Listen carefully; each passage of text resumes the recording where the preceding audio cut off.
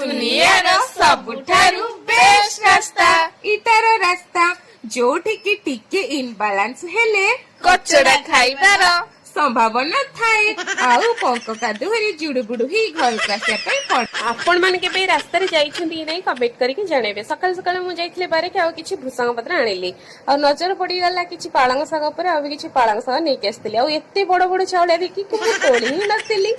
तो आसला बेलू जेजेमा एत सारा सब कम कर गछ पाड़ुची तू वर्षा पानी पड़ी सब अना मन गछ गुड़ा उठे से जेजेमा सब सफा करथिला। तो बाय कहीकि घर को आसली घर गाधा पदा सारिक मुझे ठाकुर पूजा जो पालंग शाग आनी से गोटे मस्त स्मूदीटा बनई पीदेली वाओ बढ़िया लगुला। आपने ट्राए करेंगे। किसी समय पर ब्रेकफास्ट करी तापर समस्ते बाहर जाइए इवनिंग वार्क जेहेतु आज सकाଳେ योगा करनी बाहर किसी एक्सरसाइज करके पलि आसिलु। घर आसिक देखला बेलू मो भौणी मते देखी मैगी खाऊला। रही नमस्कार जय जगन्नाथ।